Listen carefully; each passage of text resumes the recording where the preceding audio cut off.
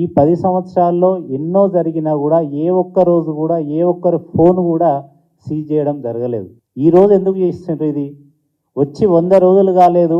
మీకు చేతనైతే మీరు ఇచ్చిన హామీలు 6 గ్యారంటీల పేరుతోనే ఇచ్చిన 13 గ్యారంటీలను మీరు 100 రోజుల్లో ఏదైతే అమలు చేసి చూపిస్తామన్నారో అది చేసి చూపియండి. మీరు ఇచ్చిన 420 హామీలను నిలబెట్టుకోండి, చూపియండి, ప్రజలకి చెయ్యండి. ప్రజల తరపున మీరు ఇచ్చిన హామీలు ఎందుకు నెరవేరుస్తలేరు అని మేము ప్రశ్నిస్తే మా ఫోన్లు సీజ్ చేస్తారా? ప్రజల తరపున పోరాడితే మా ఫోన్లు సీజ్ చేస్తారా? ప్రజల తరపున ప్రశ్నిస్తే మా మీద దాడులు చేస్తారా? మొన్న చూస్తే తుంగతుర్తిలో మా సోషల్ మీడియా మిత్రుడు సురేష్ పైన, నిన్నగాక మొన్న ధర్మపూర్లో సల్వాజీ మాధవ్ పైన, అదేవిధంగా ఇంకొక 2-3 సోషల్ మీడియా మిత్రుల పైన కేసులు పెట్టడం, వీలైతే రౌడీలతో గూండాలతో దాడులు చేయించడం, లేకపోతే పోలీసులతో కేసు పెట్టియడం.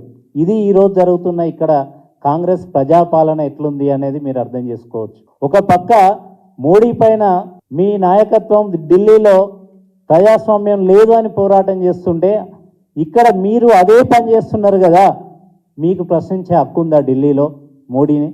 రాహుల్ గాంధీ గారు మీరు చెప్పాలి.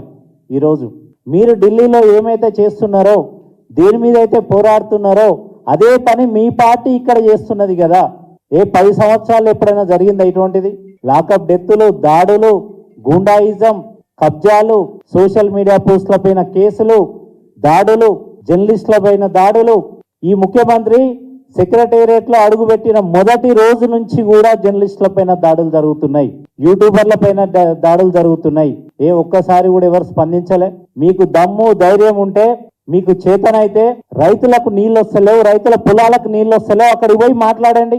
ఒక్కరన్నా, ఒక్క ముఖ్యమంత్రి కానుంచి మంత్రి అయినా, ఏ కాంగ్రెస్ ఎమ్మెల్యే అయినా ఒక్క రైతు దగ్గర పోయి పరామర్శించిన వడగళ్ల వాన గురించి కానీ, కరువు గురించి కానీ?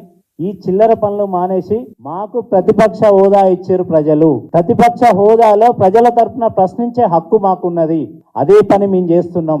మాకు ప్రజలు ఏ హోదా అయితే ఇచ్చారో దానికి కట్టుబడి మేము పనిచేస్తున్నాం. ప్రజల తరఫున పోరాడతాం, ప్రజల తరఫున ప్రశ్నిస్తాం.